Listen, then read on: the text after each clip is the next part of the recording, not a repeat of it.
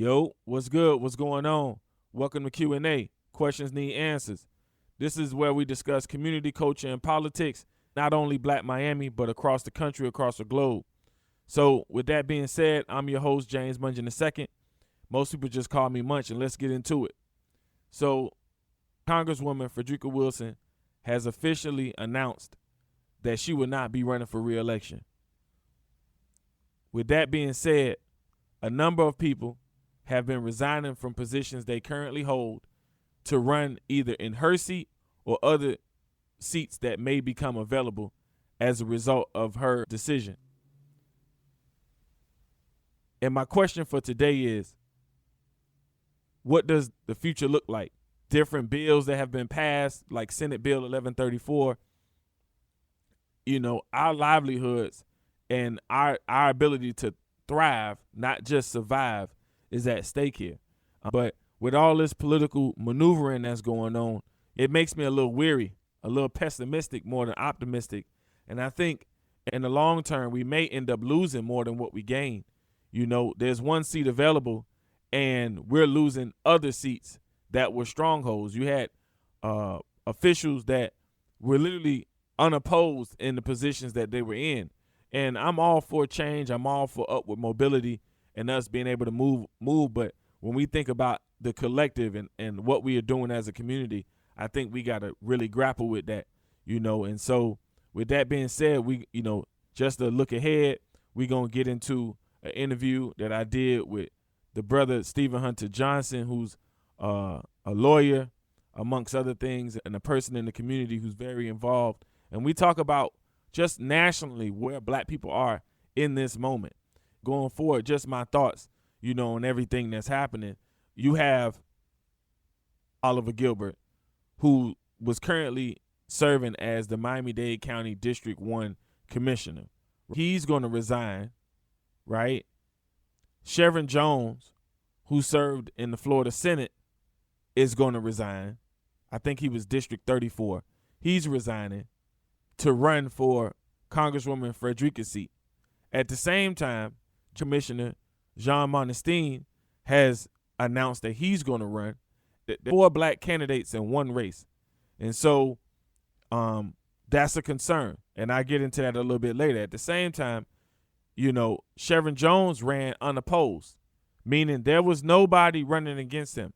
So one of our state reps, Ashley Gant, will be running for his seat. At the same time, we're dealing with a lot of redistricting, right? So, Congressional District 20 is available, where you have Elijah Manley, Sheila Shefferlis McCormick, Dale Holness, Rodney Joseph, Uncle Luke, Luther Campbell, and a host of others. So that's 5 or 6 people in that race. Then you have other races and other seats that are becoming available. So with Ashley Gant moving from her seat, now that state rep becomes available, and it's about who's going to run, right? So, of course, there's some speculation about James Bush, who was the former state rep, running again, right? There's some other speculation about Opelika's current mayor running for state representative as well. And so when you think about that, there's a lot of leadership that is vacating positions that we currently hold. I think, everybody this week, when you talk to different people, it's a lot of different. Some people are happy that the change is happening. We've been sitting here waiting for Congresswoman Frederica to pass the baton for the last 10 years. I think everybody's been at a standstill when it comes to Black Miami and people who've been in the know for a long time.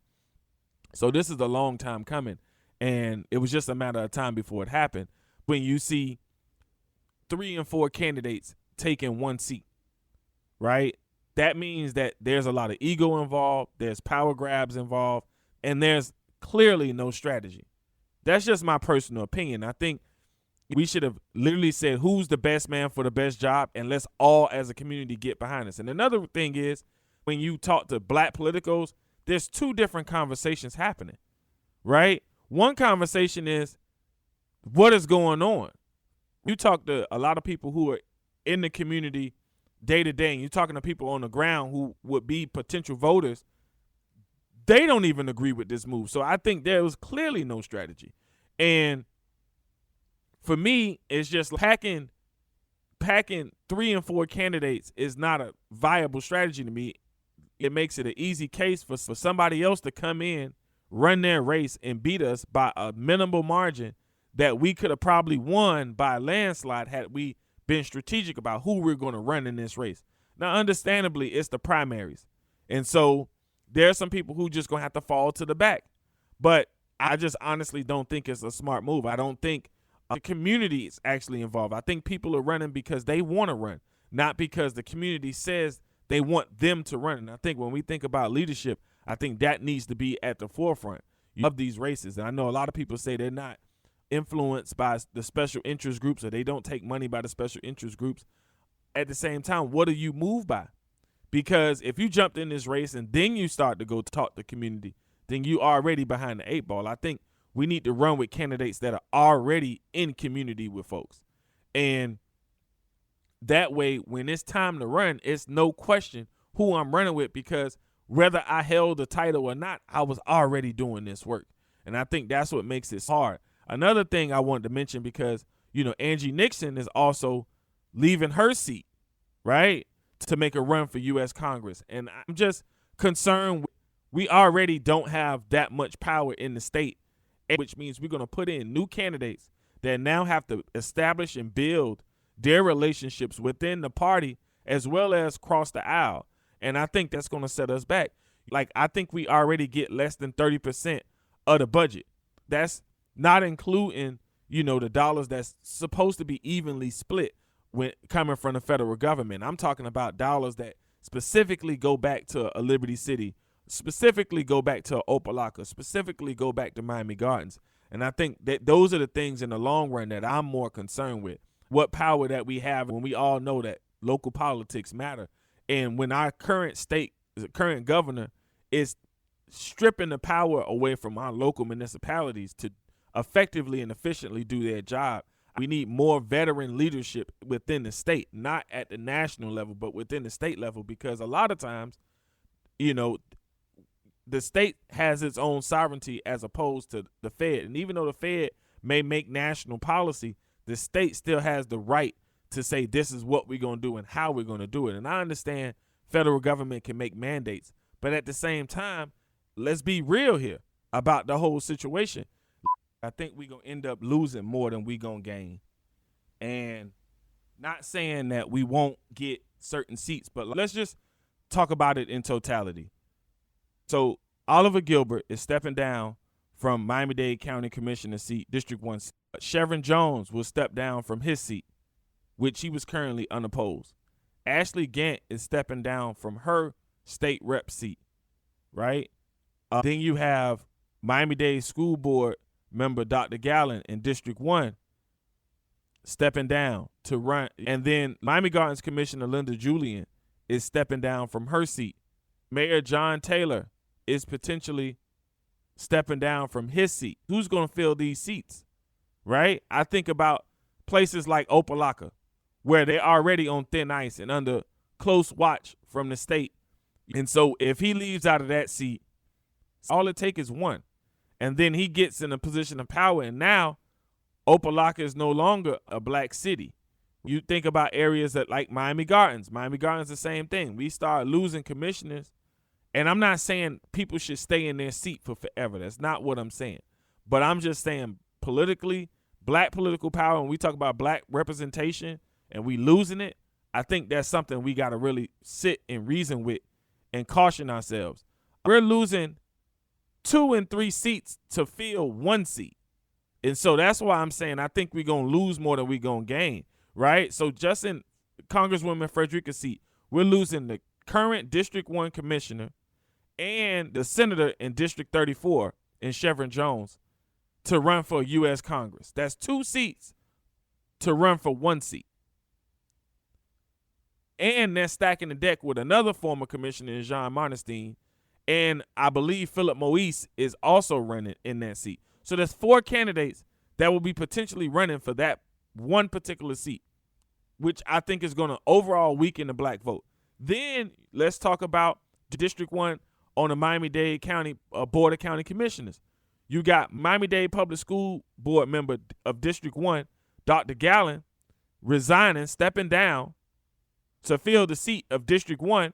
So that's another seat that we're losing, as well as Commissioner Linda Julian in Miami Gardens. Ashley Gant, who's the current state rep in District 108, will vacate her seat to run for a Senate seat, which is Chevron's old seat, and I believe that's District 34. See what I'm saying? So that's all I'm saying is, like, we losing seats to gain one seat. So we losing multiple seats at a time to gain one. I think the only transition that's 1-to-1 is Ashley Gant and to Senator Chevron Jones. But that's not a guarantee. I got absolute love and respect for these folks. But that's a key indicator to me that there was no strategy. And I don't think we need to have public conversations about what the strategy is. But if the community is out of the loop on what the strategy is, then where are we? That means that these decisions are being made without community involvement, without the community actually being engaged in what's happening. You know, meanwhile, we have a lot of candidates running for governor. You got Jerry Demings. You got Desmond Meade just filed. So I think a lot of these things we need to come to grips with, and I think there needs to be a lot of conversations in community about what's at stake for us right now. You know? And it's very concerning. It's very concerning. So these decisions, coupled with the laws that were just passed in this, you know, just recently passed in this past legislative session, I think we need to really take a look at what we're doing. And that's my biggest concern with everything that's going on right now. How much will we gain and how much will we lose if things don't go our way? Because currently, right now, just being honest, our community wasn't involved in these decisions. There was a small chosen few who made these decisions. And that's usually what happens. There's a small chosen few people who are powerful movers and shakers who make the decisions for all of Miami. But I think what I'm saying is I don't think that doesn't need to happen. I think it needs to be in more cohesion with community. I think people on the ground, people who, like myself, who are on the ground serving folks on a daily basis, should have been in the know about these decisions that's finna happen and how they're finna happen. So then we can all get behind it and get on the same page. And I think that's the purpose of events like State of Black Miami. They don't need to be absolutely public, but we need to be able to start talking and start having these conversations about what we're going to do and how we're going to represent and bring back dollars for our community. You know what I'm saying? Because right now, I think we're only bringing back maybe give or take 20% of the Florida budget. And I think it may be less than that. That's actually coming back to our communities. And that's a $14.5 billion budget, which is more than a lot of states combined. So we got to start thinking about that. We got to start thinking of the big picture when we talk about our communities, when we talk about health. You know, we're not focused on millennials. We're focused on the people who we say vote.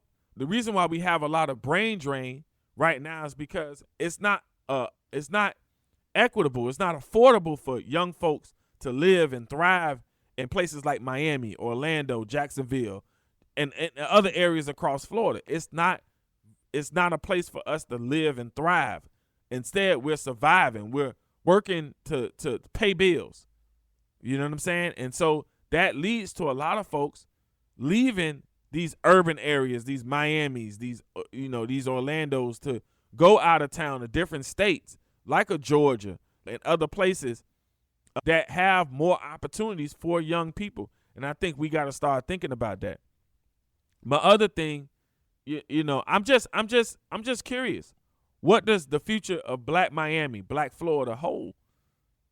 As a whole, you take somebody like Ashley Gant, right? For the first term of her being in office, she didn't get no support. I'm just stating the facts because we were so caught up in our cliques and our silos, and we were gun-ho but nobody jumped behind her. Once she won, nobody jumped behind her and say, this is our representative and this is who we gonna rock with. And so when Miami or when black politics become cliquish, the whole community suffers, right? So that means she had to fight tooth and nail to learn, how to maneuver in this system instead of being guided, being a transition. She didn't have no transition, and that says a lot, and it leads to my other question about we talk about the young people. The young people need to be involved, but who's looking back for the young people? It's very few people who are willing to look back for the young folks, reach back in the spirit of Sankofa and say, "Come here, young brother. I see something in you, or young sister. I see something in you, and I want to show you the way, so you don't have a harder time maneuvering the system as I did." And I don't think there's nobody reaching back and building up leadership for the future generations. There is no succession plan.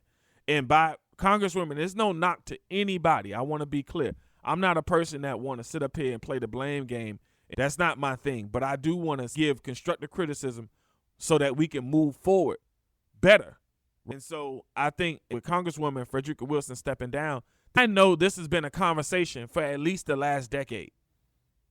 Nobody was willing to sacrifice and build the relationships behind the scenes in Washington so that they can be the candidate.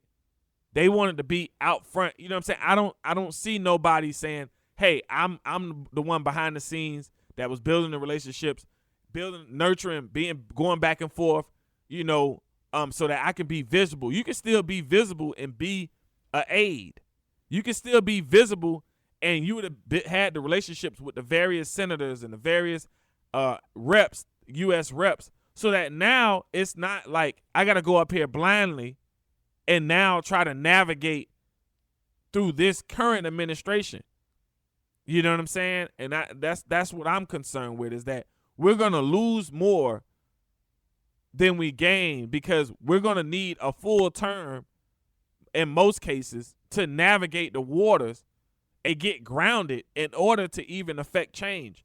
And that's what my main concern is. My concern is not with the candidates themselves. I think Oliver Gilbert, Sharon Jones have been in politics for a while. They know how to navigate the terrain. But when you have to, it's like a basketball player, right? Or a football player. When you have somebody that was on one team gets traded and they have to go to another team. They have to learn the playbook. They have to learn the schemes. They have to, learn how to play within the dynamics of the new team that they have. And so just because they may be all Democrats, that does not mean, there isn't, a different scheme on the federal level as it is on the state level. And that's more what I'm concerned with rather than are they qualified. I think they're more than qualified candidates. And even what we would call the lower seats, school board member Dr. Gallen is very knowledgeable, educated, and skilled when it comes to, policy and working with, parents and teachers and, and bringing community together and building partnerships in a way that is equitable for everybody. As the same as Linda Julian, who sits on the Miami Gardens commission. I think they're both skilled, but at the same time, now you're leaving them to have to navigate these waters on a new team and a new system. And, like I said, I'm not against change. I'm not against that. But I think a lot of times there needs to be a transition period that happens beforehand rather than later. And I think maybe the best transition we may have, just honestly speaking, and this is not an endorsement, even though, I am a little biased, but I'm good friends with Linda Julian. She was in my cohort for Radical Partners. And as you may or may not know, I produced a documentary for Dr. Gallen. I think at the end of the day, Dr. Gallen may be the best suited for that District 1 transitionally. When we're talking about making that transition, I think he may be better suited for that position. That may be the smoothest and easiest transition, and one I feel like we won't lose as much as we gain in that particular race, in that particular position. But we are going to lose somebody in a Miami Garden seat, which will give way to somebody in Miami Gardens to step up, which is a very involved community. And I'm curious to see who steps up and runs for that particular seat. Um, I'm like I said, I'm curious to know who's going to run in that seat and who's going to step up and how that changes the dynamics of the Miami Gardens City Commission. And there's a few things that I don't want to touch on today, but there's things in Miami Gardens charter that I just learned this week that kind of like holds up who makes the decisions in Miami Gardens and how those decisions are made. And so I'm not going to get into that this week, but I just want to talk about the seats that, are up for grabs, basically, right? Another potential smooth transition could be Representative Ashley Gant moving over to Senate District 34 from House District 108. She's already, been up in Tallahassee. She's already navigated the terrain. She's kind of like built the calluses up in Tallahassee and how to strategically move and get things passed. And so, I want to see more. I think the sky's the limit with Representative Ashley Gant. I think we need to support her more. But I'm just concerned about, that is not an easy transition from the House, from being a representative to being a senator. I don't know how, but her being a lawyer, I think it's a good move. With the current state of, our Florida legislature as well as our federal government, they don't like black women. I think they don't like powerful black women, and that's my concern. Is that she will have a difficult time getting things passed, being a black woman, just on that alone. Not that she's incompetent, not at all. I think she's very skilled and very knowledgeable and has the competency to do her job. I just think she's going to be met with a lot of resistance being a black woman in that particular role, and we don't have a lot of power within the state already. And so it's about, my thing in the state is we need to maintain and garner more power in the state, not lose power in the state. And we need that veteran leadership to start saying this is what we need to do. That's just my general concern, and I could be wrong, but that's my genuine concern about the current state of affairs. And another thing we have is the judges that a lot of people ain't talking about. In every election cycle, we focus on the politicians and we focus less on these judges. And I think we need to focus more on the judges and these constitutional amendments and these different bills that are up for the public to decide and to vote on. And I think those are more important things in this upcoming election, being that the primaries are right around the corner. We're already in June, and within a month or two, we'll be in August and the primaries to be here. And so I think these are conversations that we should have been having. I think hindsight is 2020. We can't focus on the past. We're here now, and we need to really hone in on what's going on and what's happening. UpPack, I know this week, is doing an election-ready event that's supposed to let them know what's going on, especially with, the voter suppression that's happening. A lot of folks are being kicked off the voter rolls, so I urge and encourage you to constantly check the voter rolls and check your voter status, because you can be on the list this week and be kicked off the next week. And you think we just have to be mindful, of the times that we in and what's at stake in the games we playing. I'm not one to sit up here and tell black folks to vote, and not tell them why. And I think another important thing we need to do is we need to start getting on these advisory boards and things that monitor the politicians and make recommendations to the politicians, because we can't put all the responsibility on the politicians themselves without putting some responsibility and having some accountability on ourselves. And I think that's an even bigger role that we need to play in this. It's not just about voting. It's about being appointed to some of these boards and being able to advise our representatives and build those relationships with our commissioners, with our state legislators, to get them to understand what are the issues, that they need to be concerned with and how they need to fight for us. I think a lot of times we vote and then that's it. And there's so many things that you can do just being a civically engaged or concerned and engaged citizen that we can do to foster support, not only from the state rep, but from the larger community. you can be a voice for your immediate community by being a liaison between the two.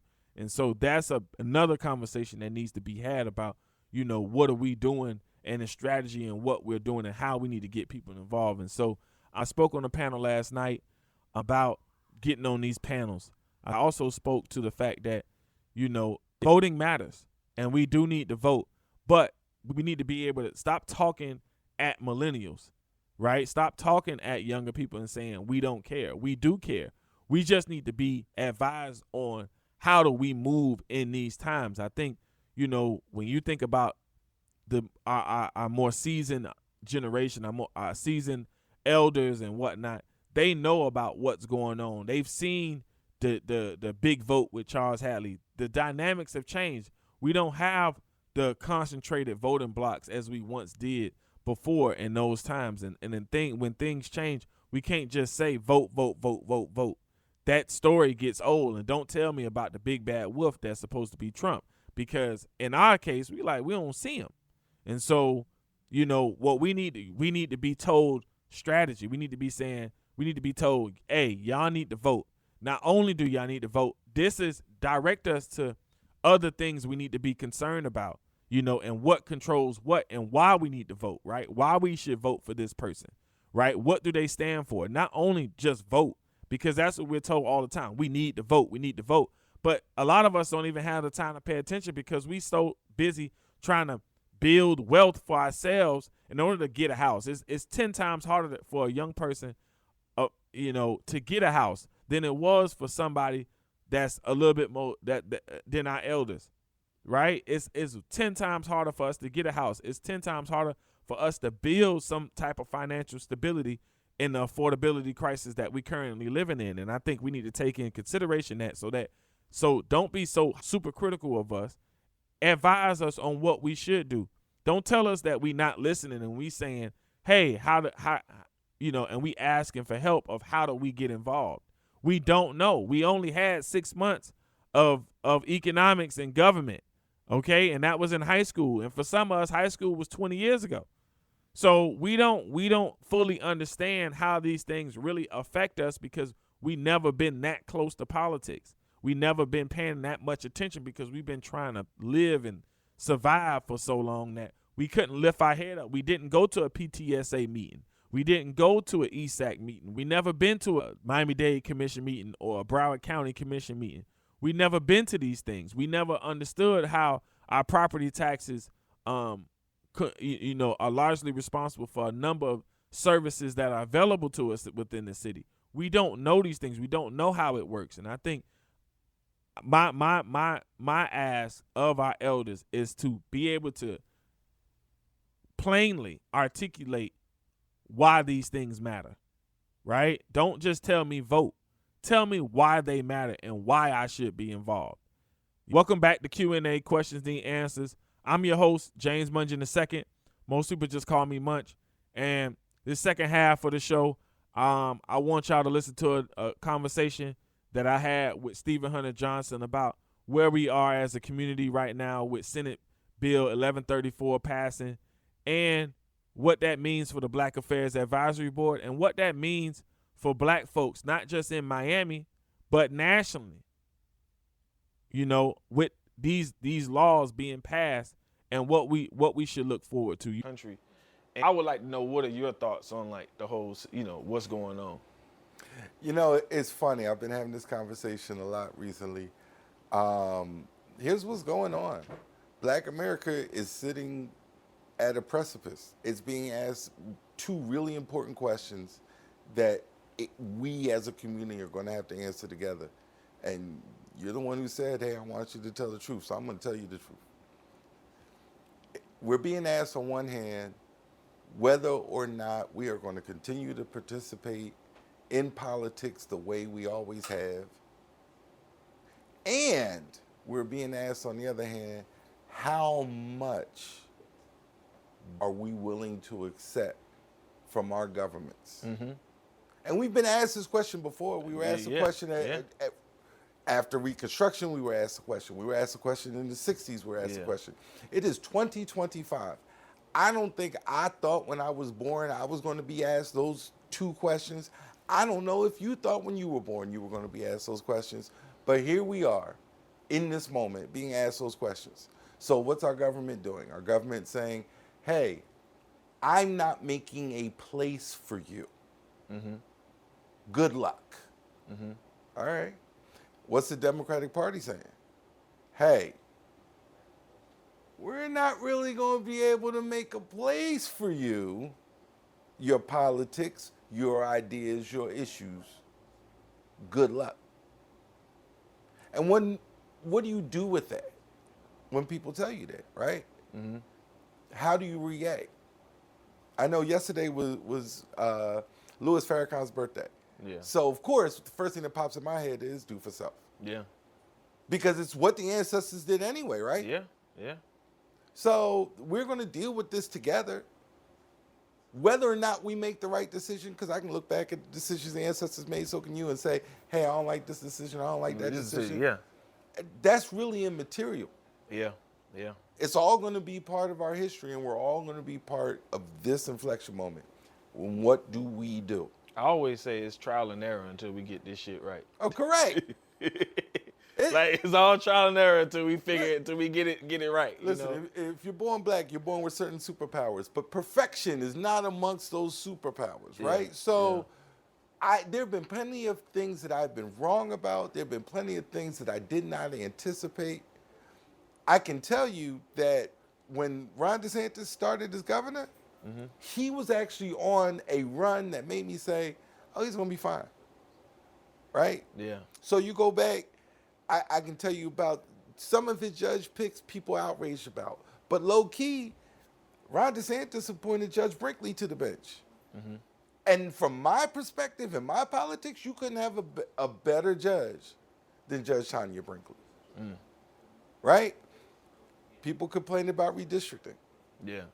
I get it, but I also look at those little blue areas on that map. Yeah. And I can see where our people live, and I can see, oh, wow, this isn't a loss. This is for, presently, as it stands right now, 3 black districts and a possible. Mm. So, yeah, there's a lot going on. Yeah. But is there opportunity in that lot going on? Yeah. I mean, everybody runs around and I get it. We're in the governor's race. I know that the leading Republican is a black man. And I know, ironically enough, the leading Democrat is a white man. And I know that there are white and black people on both sides of that race. Yeah. Right? So Jerry Demings is running, David Jolly is running as Democrats. Yeah. Byron Donalds is running, and the racist Fishbeck and this one and that one are all running as Republicans. Mm-hmm. There is white and black on both sides of those races. Yeah, yeah. And we live in a world that you could have never anticipated, where the leading Republican is the black man. Yeah, yeah. And the leading Democrat is the white man. That's the world. That's what we got. Only in Florida. Is it only in Florida? No. Or is it only in 2026 America? Yeah. Right? Is it only at this inflection point? Yeah. Yo, low key, and I'm going to tell you this. Everybody's making all this noise about what's happening in Tennessee and how they disenfranchising black people in Tennessee. And cutting people out of the vote, all that type of stuff. Yeah, but here's the hustle. Tennessee's one lone Democrat is a white man. Mm. Here's the second hustle. Who has all of Memphis now. By slicing up Memphis in 3 ways, when that white man was being challenged by Justin for the seat, are they disenfranchising us because of party? Or are they merely protecting the whiteness that holds that seat? Yeah. Mostly party, if you ask me. Maybe. But all I know is that it was a black man about the challenge, and looks like be successful challenging the white man for the seat. And then they came in and chopped it up. Mm. Like the dynamics, if you change your perspective, the dynamics change. Mm-hmm. And we are in, if Reconstruction 1.0 happened after the Civil War, Reconstruction 2.0 happened post-Obama. Yeah. Yeah. So where are we in that loop of things? I think it's the real question. Yeah. That's great. That's interesting you say that, because I always try to look at things objectively without all the emotional attachments and polarization that goes on. And so when we, the reason I brought you here was mainly about the Senate bill that, of course, has passed. It's been Right. some time. They started at the first legislative session in January, and it just passed in what, March? Yep. So, The governor signed it in April. in April. So yeah, the 22nd, right? Mm-hmm. So where are we? Because for some folks, can you explain that bill and what does it mean? So essentially, what happened is the state of Florida passed a bill that said our local governments and municipalities can no longer expend their resources on programs and efforts that promote any sort of diversity, equity, or inclusion. Now, they term it DEI, and DEI is a bad thing. When I was growing up, the concept conceptually was affirmative action, and then that became a bad thing. At the end of the day, let's take all of the names out of it and call it what it is. Hey, if something is designed to benefit or support black people or black citizens, the state of Florida has made that illegal. Yeah. This state of Florida, it's pretty impressive when you think about it. Florida once was a Confederate state. Mm-hmm. Florida, the Confederate state, literally passed laws to make it so that black people couldn't vote. Not during Reconstruction 2.0, which is where we are now, but in Reconstruction 1.0. Yeah. And now here we are in the middle of Reconstruction 2.0, and the concept of doing anything, the government where we all pay taxes to, right? Or it will take away our things and our rights. The government no longer has the ability to spend its monies doing anything that could be considered supportive of the black community. And other communities too, and that's fine and that's great. But the otherness of it, right? The other communities that are also affected don't really concern me as much as the impact it's going to have on the black community, not because I think we're over-reliant on the government or we get more from the government than many of these other groups. Mm-hmm. It concerns me because we still haven't been paid what we were owed for from the what get-go. this government has done to us to begin with. Yeah. So that's why it bothers me. That's why it concerns me. But here's how it affects all of us locally. So with the passage of the bill, which goes into effect on July 1, many of the boards and committees that have been enacted, including the Miami-Dade Black Affairs Advisory Board, where I am a member, and the Miami Beach Black Affairs Advisory Committee, which we had a hand in helping to get started and encouraging, they're no longer allowed, particularly when it comes to, and this is how they always get you, when it comes to spending of money or resources. Yeah. Well, here's the problem. At what point are we entitled to have a voice within our government that actually speaks from a position of we? Mm-hmm. And I get it. We have elected officials, and I love all of our elected officials, all of them, white or black, Spanish or not. All of them do what they think is best. Mm-hmm. But none of them are omnipotent. None of them know everything that's going on everywhere. Mm-hmm. And I mean that from the best of our elected officials to the worst of them. None of them know everything. And sometimes it takes somebody coming from outside and telling them, hey, this is what's going on outside, for them to get moving on and the spark on what to do. Yeah. When Miami Beach first had Memorial Day, it was kind of pandemonium. Miami Beach didn't know what was happening. Yeah. It's kind of wild. It was the Miami-Dade Black Affairs Advisory Board that got together and was able to get county resources over there so that we could have the goodwill ambassadors on the beach. And it wasn't so much, from my perspective, to protect the city, but from my perspective, it was to protect those black tourists. Yeah. Right? They don't know. They're coming to have a good time. They don't know. They don't know that the locals are mad at them for this and that. Yeah. Right? Yeah. You and I, we live here. We don't don't know how we don't really, go to the beach. We don't really go to the beach. Yeah. But they don't know that. Yeah. Right? So the things that we do, we have to do to protect a greater community that you and I are part of. Yeah, we're both part of the Miami community. We're here. Mm-hmm. We both are active and loud voices here, and that matters. Mm-hmm. But I think we both understand that we're both also answerable to the community, which is the greater community, which exists everywhere black people are. Yeah.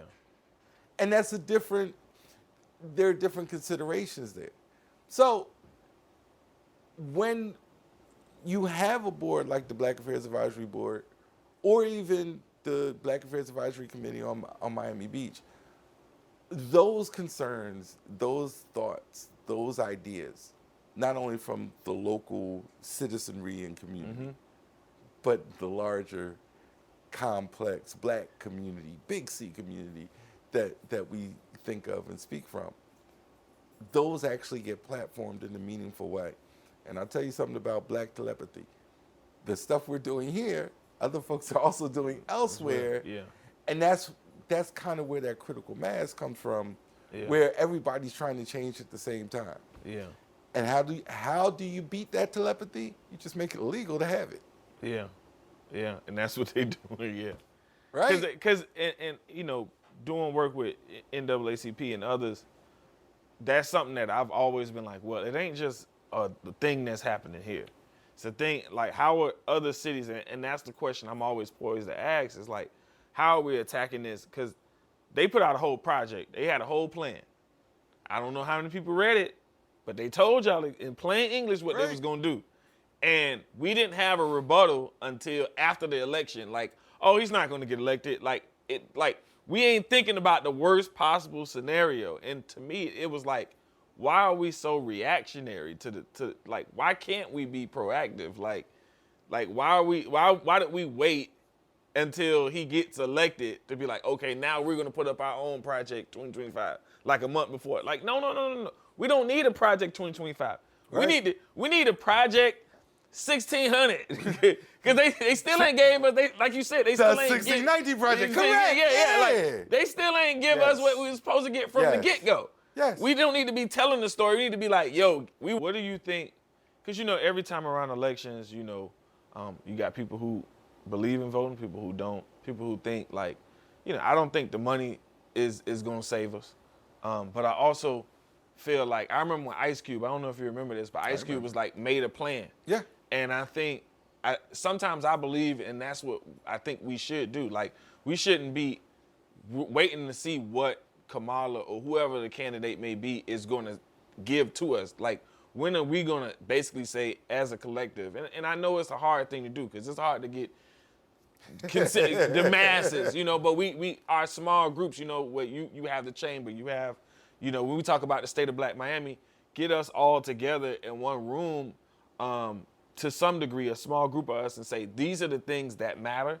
And if you're a candidate coming to get elected, this is what we need you to do. Right. You know what I'm saying? Is that something you see as a viable answer, or is it something added on top of it? Is it like an and/or, you know what I'm saying? So it's for me, it's really two things. One, you're right. Having a cohesive black agenda needs to happen, or at least the conversations about them. Because I think it's the conversations, not who's right or who's wrong, but the conversations makes people rewire their brain on how I look at how do I deliver for the black community. Yeah. But having a black agenda, Ice Cube had his contract with Black America, he called it. And he caught a lot of flack Yeah. And I was there. And I Yeah. probably was shooting some of the flag. Yeah. And the reason why was because the timing of that, Yeah. not what he did. What he did was 100% correct. The timing of that appeared as though he was putting his thumb on the scale one way or the other. Mm-hmm. And I won't even get into whether he was or he wasn't. Because keep in mind, because now we're going back in time, 2020. Let me show you how far we are from 2020. In 2020, we had the contract with Black America. Mm-hmm. Kamala Harris and Joe Biden had Lift Every Voice. Mm-hmm. Pete Buttigieg, when he was running for president, had the Greenwood Plan. Yeah. And Donald Trump had the Platinum Plan. Yeah. Those were all the plans for Black America. Yeah. Yeah. They all had names. They all had ideas. Nice branding. Great branding. We are an election cycle and a half away from that. All of that occurred 6 years ago. Mm-hmm. Anybody got a plan? You don't hear nothing about it. Kamala Harris and Kamala Harris and Donald Trump didn't have a Lift Every Voice in 2024. Donald Trump didn't have a Platinum Plan in 2024. Yeah. Ice Cube, and by the way, I was critical of the timing. I wasn't critical of the plan itself. If anybody had bothered to read the contract with Black America, I think that we'd all find something we would agree with in there. Yeah. Didn't also stick with it Yeah. and say, no, I'm really This is about, Yeah. we need to have a Black agenda. Yeah. Because the biggest criticism I hear is, well, I don't like the people who are choosing the agenda. I don't like Al Sharpton for this reason. I don't like Ice Cube for this reason. And Bob Johnson did one back then. You know what I mean? Like, everybody got a I problem. was talking about Bob Johnson today. Yeah. Everybody forgets. For 10 seconds, we had a billionaire go on CNBC and say, Black people need reparations now. Yeah. Yeah. And Bob's my frat brother, so I will say, in his credit, or to his credit, he was chased out to space. It wasn't that he was disingenuous, right? I think he wanted to get involved. Getting involved in Black activism, as you know, in today's environment, is going to require a little bit more moxie and toughness. Yeah. Yeah. Yeah. You might have to curse a couple people out yeah. just to be heard. Just to be heard, yeah, yeah. And that's the sad part, is that's one of the reasons why, like, for me, I did Q&A, because I was just like, sometimes we just need to hear each other. Right. Sometimes we saying the same thing. Sometimes we saying different things, but getting to the same place. Dude, then we've done our part. Yeah. To do something for the community. That's what it is. So, listen, thanks for having me. I appreciate it. Yeah, man. Appreciate you. Well,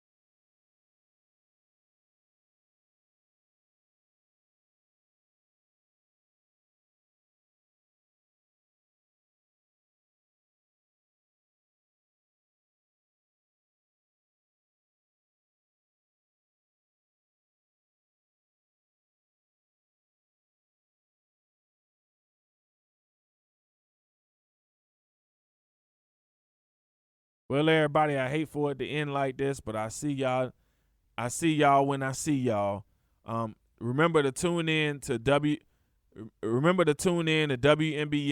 AM 1490 for Questions Need Answers every first and third Wednesday at from 2 to 3 p.m. We'll be back.